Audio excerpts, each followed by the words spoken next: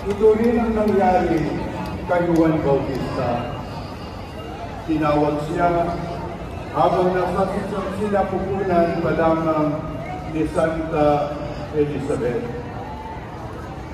Sa parehong paraan, lahat din tayo ay tinatawag ng Diyos upang tumugon sa partikular na misyon para sa buhay natin.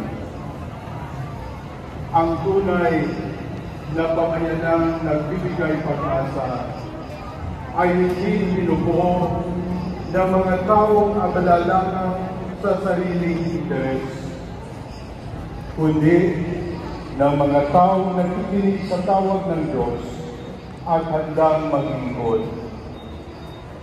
Hindi mo kailangang maging propeta sa ilang, pero maaaring ikaw ang Juan Bautista sa iyong pamilya, sa iyong barangay, sa iyong parokya.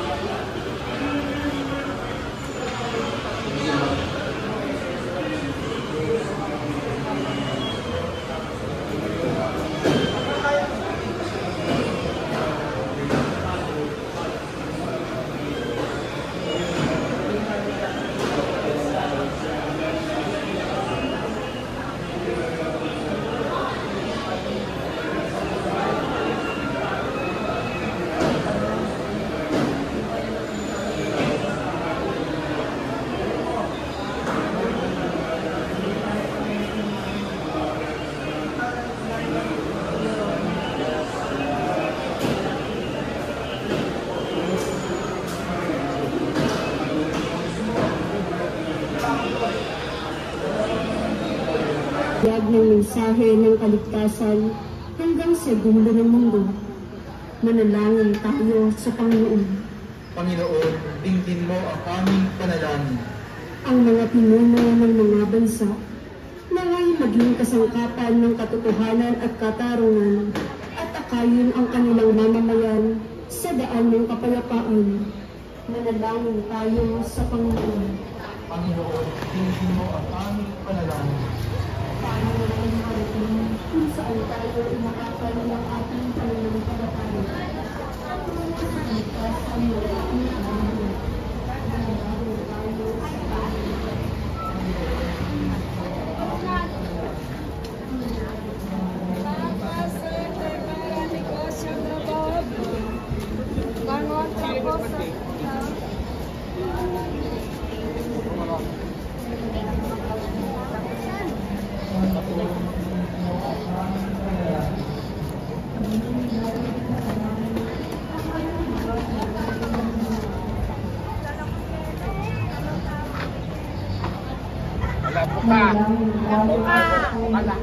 Panginoon, pinigil mo ang aming panalangin. Ama ng panahon at kawalang hanggan, hinahanap mo at sinasaliksik ang aming mga pangangailangan bago natin ang aming minamahal, ang aming kamutiaan, magkailangan ng Espiritu na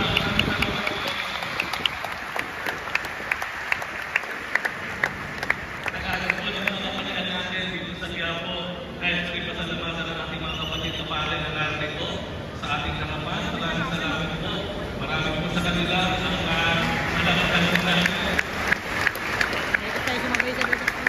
Maraming po sa kanila ang bumibigay sa ating mga opisyal. Ano po, sila yung mga kasanggapan ng Diyos para makamta natin yung kagalingan ng ating daladala pagpasok ng kumpisalan.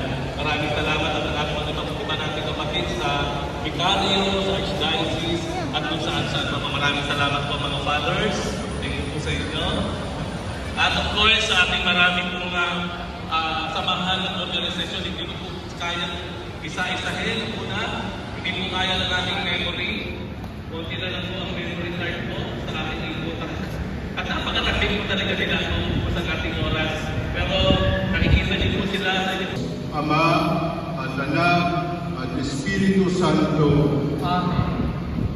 Mayo ngayon, naglayan kapayapaan ng Pong Jesus Nazareno. Salamat sa Diyos.